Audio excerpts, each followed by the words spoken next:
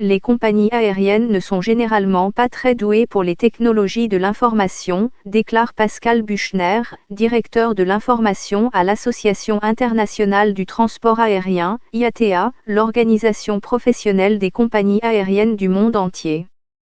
Quiconque a vu ses bagages perdus ou son vol retardé serait probablement d'accord avec lui.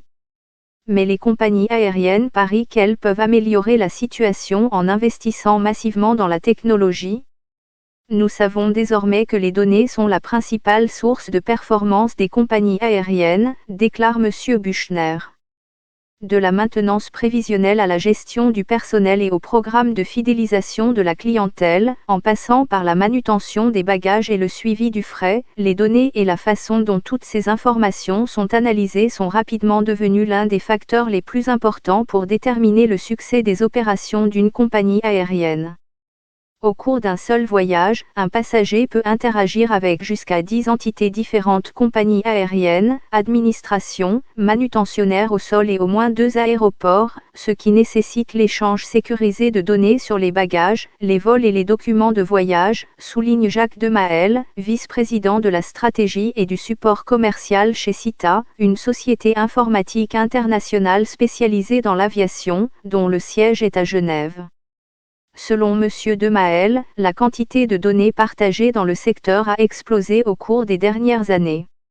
Même si les voyageurs n'en ont pas conscience, le bon déroulement d'un voyage dépend en grande partie des données, qu'il s'agisse du partage des documents de voyage ou du suivi du flux des bagages entre les aéroports. La possibilité de suivre votre sac à travers plusieurs étapes du voyage et de partager ces informations réduit considérablement le risque que votre sac soit perdu, déclare M. Demaël, expliquant que l'utilisation des données relatives au suivi des bagages conduit les compagnies aériennes à des taux d'amélioration allant jusqu'à 66%.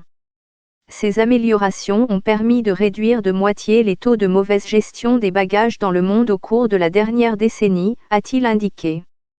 Malgré ces améliorations, il reste du travail à faire. Un rapport 2020 de la société SITA révèle qu'en 2019, 25,4 millions de bagages ont été perdus dans le monde, ce qui a coûté au secteur du transport aérien environ 2,5 milliards de dollars, 1,8 milliard de livres sterling, 2,1 milliards d'euros. La pandémie de Covid-19 a été une catastrophe pour l'industrie du transport aérien. Mais l'IATA, pour sa part, estime que le secteur retrouvera son niveau de 2019 en 2022, l'année même où l'industrie devrait retrouver son équilibre ou sa rentabilité. Et cette reprise s'accompagnera de la collecte d'une quantité record de données. L'utilisation de données en temps réel permet aux aéroports et aux compagnies aériennes d'allouer leurs ressources plus efficacement, ce qui signifie que les portes d'embarquement, les caisses et les centres de bagages peuvent être dotés d'un personnel adéquat, et que les événements inattendus tels que les conditions météorologiques et les annulations de vols peuvent être traités rapidement. Concernant les passagers, M. Demaël affirme que les données seront particulièrement précieuses dans un environnement post-Covid. Air Canada utilise une plateforme développée par Seasens, une entreprise technologique basée à New York, pour recueillir et transmettre diverses formes de données aux membres du personnel, des employés de première ligne aux dirigeants. Ce n'est qu'en mesurant que nous pouvons nous améliorer, et maintenant la mesure peut être faite plus près du temps réel, déclare Shaul Shalev, directeur de l'analyse et de l'innovation en matière de sécurité à Air Canada. Traditionnellement, les données étaient partagées par courriel, alerte, PDF et simple tableau de bord. Désormais, les nouvelles technologies permettent à Air Canada de fournir rapidement l'information aux employés par le biais d'applications, de montres intelligentes et même d'outils 3D pour afficher les données.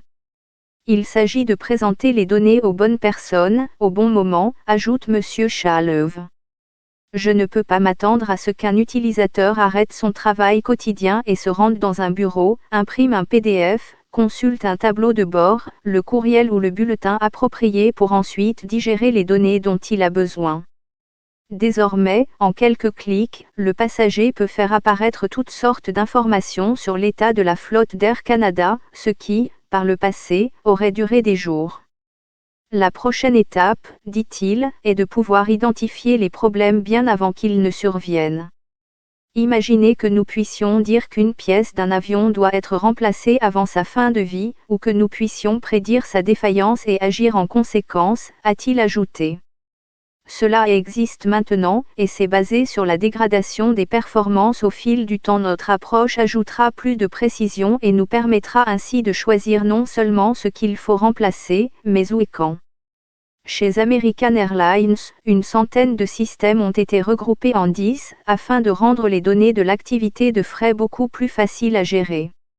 À ce jour, la technologie a eu un impact sur le travail de plus de 8000 membres de l'équipe des opérations de frais et d'aéroports, ainsi que sur celui de plus de 30 000 clients. Nous sommes en mesure d'en apprendre davantage à partir du niveau de données que nous recevons en fonction du comportement des clients, de la performance des expéditions et des problèmes qui peuvent se répéter, explique Jessica Tilley, présidente du fret et vice-présidente des opérations, innovation et livraison à American Airlines. Dans de nombreux cas, nous pouvons voir des modèles et devancer les problèmes avant qu'ils n'affectent le trajet de l'expédition.